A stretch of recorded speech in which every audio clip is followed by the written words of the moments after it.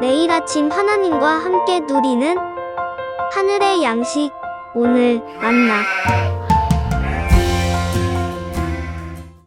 제 43장.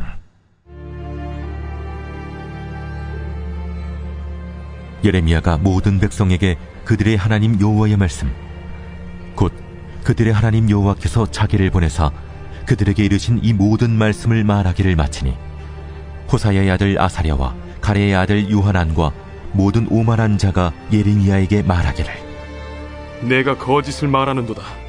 우리 하나님 여호와께서 너희는 애굽에서 살려고 그리로 가지 말라고 너를 보내어 말하게 하지 아니하셨느니라. 이는 네리야의 아들 바룩이 너를 부추겼어 우리를 대적하여 갈대아 사람의 손에 넘겨 죽이며 바벨론으로 붙잡아 가게 하려 함이라. 이에 가레야의 아들 요하난과 모든 군치위관과 모든 백성이 유다 땅에 살라 하시는 여호와의 목소리를 순종하지 아니하고, 가레야의 아들 요하난과 모든 군치위관이 유다의 남은 자, 곧 쫓겨났던 여러 나라 가운데에서 유다 땅에 살려 하여 돌아온 자, 곧 남자와 여자와 유아와 왕의 딸들과 사령관 누부사라단이 사반의 손자 아히감의 아들 그들에게 맡겨둔 모든 사람과 선지자 예레미야와 네리야의 아들 바룩을 거느리고 애굽 땅에 들어가 다바네스에 이르렀으니, 그들이 여호와의 목소리를 순종하지 아니함이로라.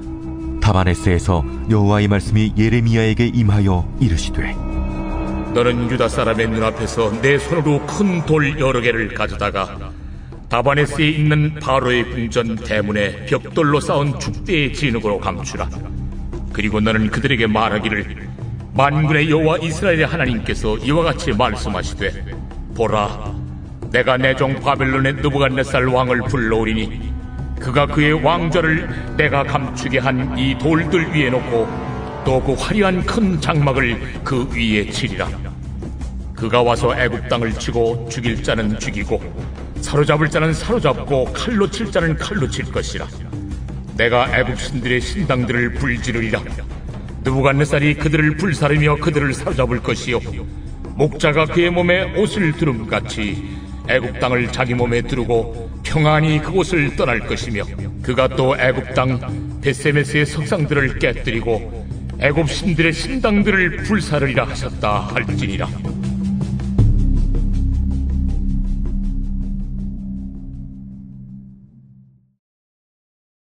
애굽으로 가지 말고 그 땅에 머물라는 말씀은 이스라엘이 듣고 싶은 말씀이 아니었습니다. 어제 본문이었던 42장 21절을 보시면 예레미야의 한탄함이 나오는데요. 명하신 말씀을 전하였어도 너희가 여호와의 목소리를 도무지 순종하지 아니하였다라고 말하죠. 오늘 본문을 보시면 아사랴, 요하난과 같은 모든 오만한 자들이 예레미야 말이 틀렸다라고 얘기합니다. 바룩이 부추겨서 자신들을 갈대아 손에 넘겨주기려고 하는 것이라고 모함하는 거죠. 4절을 보시면 요하난을 비롯한 모든 지휘관들과 모든 백성들이 유다 땅에 살라 하시는 하나님 목소리를 순종하지 아니하고 결국 예레미야와 바룩까지 다 데리고서 애굽 땅 다바네스에 이르게 됩니다. 본문은 계속해서 그들의 불순종을 강조하고 있어요. 42장 21절, 너희에게 명하신 말씀 여호와의 목소리를 도무지 순종하지 아니하였은즉, 또 43장 1절을 보면 말씀 여호와의 말씀이라고 나오고, 4절은 여호와의 목소리를 순종하지 아니하고, 7절은 그들이 여호와의 목소리를 순종하지 아니함이더라. 하나님께서 말씀하셨는데 그들이 순종하지 않았습니다. 마치 사사기의 백성들처럼 자신의 소견에 옳은 대로 행하며 그 말씀을 따르려고 하지 않은 거죠. 그들은 순종하지 못한 게 아니라 안 한 겁니다. 우리가 보았듯이 그들은 들을 생각이 없어 보였습니다. 이전에는 찾아와서 말씀을 드려달라고 했을 때 그 겸손함은 온데간데 사라지고요. 자신들이 원하는 대로 말씀을 전하지 않는 것을 듣고 예레미야의 말씀을 정치적인 속셈으로 몰아가는 거예요. 앞잡이라고 얘기하는 거죠. 그의 말씀이 잘못되었다라고 얘기하고 여론을 조성합니다. 그리고 결국엔 애굽으로 가기로 결정하는데 예레미야와 바룩까지도 데려갑니다. 왜 그랬을까요?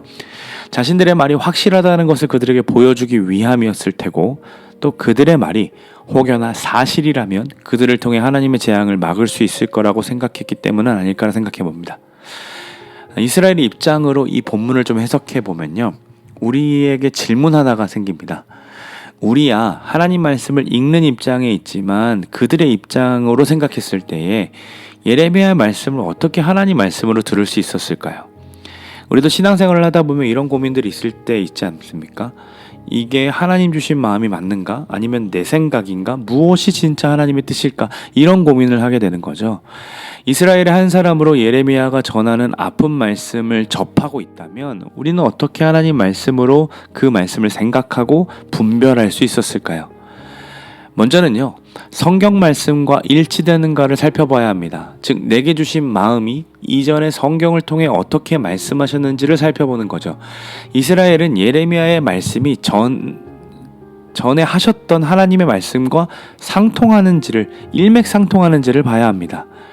하나님은 불순종한 이스라엘 백성들에게 계속해서 선지자를 보내셔서 말씀하셨습니다. 이전에 아합이 전쟁에 나가기 전에 모든 선지자들이 승리를 보장받은 것처럼 말씀을 전할 때 미가야는 여호와의 살아계심을 두고 맹세하며 목자 없는 양같이 흩어지게 되고 전쟁에 나가지 않는 게 좋겠습니다라고 경고를 했음에도 결국 아합이 전쟁에 나가게 됩니다. 그렇게 어떻게 됐습니까? 무심코 쏜 화살에 아합이 죽습니다. 모두가 승리를 이야기했지만 하나님의 선지자 미가의 한 사람의 말이 맞았음을 드러난 사건입니다. 오늘 본문에서도 이스라엘은 그랬어야 합니다. 그러니까 모두가 예레미야를 비판하더라도 정말로 예레미야의 말씀이 하나님 말씀에 합당한가를 봤어야죠. 바벨론 포로로 끌려간다는 사실은 이미 예전부터 예언하셨던 하나님의 말씀입니다. 그리고 그것을 두루마리에 기록해쳤을 때 요시야는요, 여호와 앞에서 금식을 선포했지만 여호야김은 어떻게 했습니까?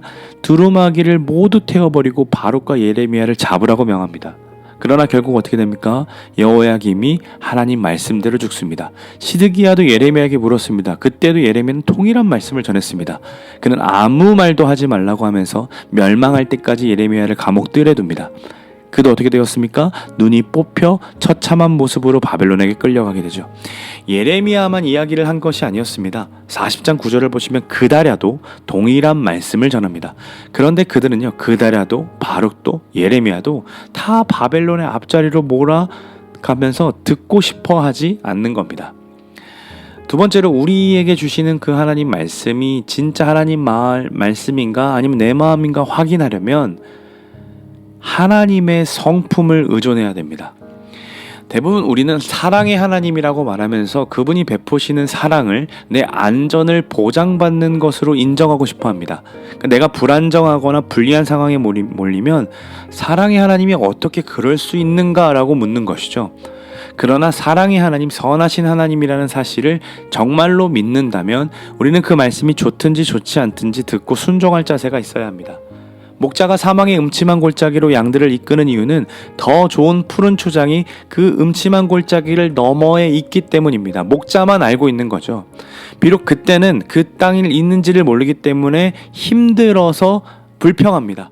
지팡이가 나를 아니한다라고 하시지만 길을 벗어날 때마다 맞는 그 지팡이가 너무나도 아파서 하나님이 나를 괴롭게 하는 것으로만 생각한다는 거예요. 그러나 우리는 그때에도 하나님의 성품을 신뢰하는 겁니다. 하나님은 고약하신 하나님이 아니라 선하신 분이라고 성경 내내 얘기하고 있죠. 우리를 그 자리에 두시고 그 상황과 환경을 경험하게 하시는 것은 선하신 하나님의 계획의 일부임을 아브라함과 이삭과 야곱과 요셉과 모든 성경의 인물을 통해서 알 수 있습니다.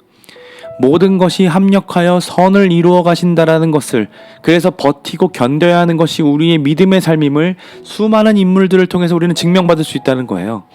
그분이 사랑이 많으신 아버지이심을 여러분 잊지 마시기를 소망합니다. 아무리 금쪽이라도 금쪽이라 말할 수 있는 이유는 자녀이기 때문입니다.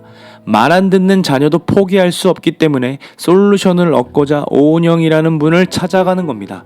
하지만 하나님은 솔루션도 알고 계시는 분이시죠. 그래서 우리와 같은 금쪽이들, 말 지지리도 안 듣고 자기 뜻대로 안 된다고 떼쓰고 하나님 사랑하는 거 맞냐고 이렇게 떼쓰는 우리들을 포기치 아니하시고 사랑으로 인도하시며 이끌어 가십니다. 그분의 오래 참음은요 무한합니다. 그분의 사랑도 무한하고 영원합니다. 그분의 자비하심, 그분이 우리를 사랑하시는 마음으로 긍휼하심을 베푸시는 모든 은혜들은 무한하고 영원합니다.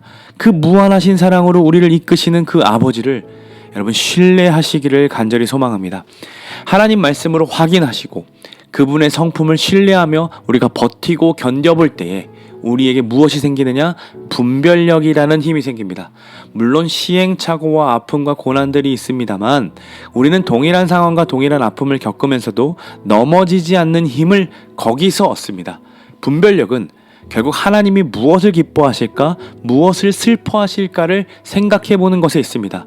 이스라엘의 백성은 생각해보시면 하나님이 아니었습니다. 자신들의 안정과 평안이었죠. 어떻게 살아가는 것이 하나님이 기뻐하시는지를 분명하게 전달하였지만 그들은 자신들이 불행한 일이라고 생각하며 그 말씀에 순종하고 싶어 하지 않았습니다. 그래서 하나님은요, 애굽에 가 있는 예레미야에게 말씀하시는 거예요. 큰 돌을 가져다가 바로의 궁전 대문의 벽돌로 쌓은 축대에 진흙으로 감춰놔라. 그리고 바벨론 느부갓네살 왕이 애굽으로 치러 왔을 때 그 돌들 위에 화려한 장막을 치게 될 것인데 이것이 결국에는 이루어진다라는 사실을 하나님께서 선포하고 계시는 겁니다. 하나님은 당신의 말씀이 예레미야를 통해 분명히 전달되었고 그 말씀이 사실이었음을 지금 증명하고자 이러한 일들을 시키신 겁니다. 어떻게 되었을까요? 하나님은 말씀하신 대로 이루십니다. 그리고 하나님의 성품대로 공의로움으로 행하심을 통하여 금쪽이 이스라엘에게 매를 드십니다. 5만 번 기도응답을 받았다고 하는 조지 뮬러라는 사람이 있습니다. 그 사람에게 어떤 사람이 찾아가서 물었습니다. 도대체 그렇게 응답을 받을 수 있는 비결이 무엇이냐고 물었는데 그때 6가지 방법을 이야기했습니다. 첫째, 당면한 문제에 대한 나의 생각과 뜻을 내어놓으려고 합니다. 둘째, 찾아올 결과에 대해서도 남의 감정이나 생각을 개입시키지 않으려고 합니다. 셋째, 성령님이 나를 어떤 방향으로 이끌려고 하시는지를 생각합니다. 넷째, 때때로 말씀과 상황은 서로 연결되어 있기에 주의를 환기하며 내가 처한 상황을 고찰합니다. 다섯 번째, 말씀을 묵상하며 하나님의 뜻을 보여달라고 간구합니다. 그리고 여섯 번째, 마음에 평안이 없다면 다시 위의 방법을 따라 하나님의 뜻을 구합니다. 조지 뮬러는 5번째에 가장 많은 시간을 할애했다고 합니다. 어떤 문제를 가지고 밤낮 씨름하며 성경 구절을 찾았다고 하죠. 사랑하는 여러분, 나의 뜻이 하나님의 뜻과 일치한지, 내 마음에 주신 생각이 하나님 마음에 맞는지 우리는 분별하고 싶어 하죠. 그렇기 때문에 우리에게 필요한 것은 성경을 가까이 하는 겁니다. 문제와 상황을 놓고 성경에서 해답을 얻기 위해 얼마나 씨름해왔는지 우리는 점검해야 합니다. 또한 성경 속에서 하나님이 지금 내 인생을 이끄시는 하나님이시며 그분의 크심과 자비로우심과 전능하심과 신실하심을 신뢰함으로 그분이 기뻐하시는 바가 무엇인지를 고민하고 그 방법대로 걸어가 보는 것이 우리의 믿음의 여정입니다. 우리 하나님 어떤 분이십니까? 바다에 길을 내실 수 있는 분이십니다. 우리 하나님 어떤 분이십니까? 사막에 강을 내시는 분이십니다. 여러분 잊지 마십시오. 그분의 뜻은 우리의 생각보다 뛰어넘습니다. 그 뛰어넘게 역사하시는 전능하신 하나님을 의지하며 걸어가는 믿는 여러분들이 되시기를 간절히 소망합니다. 오늘도 그분의 뜻을 따라 그분이 기뻐하시는 대로 반응하는 하루가 되시기를 주님의 이름으로 축원합니다.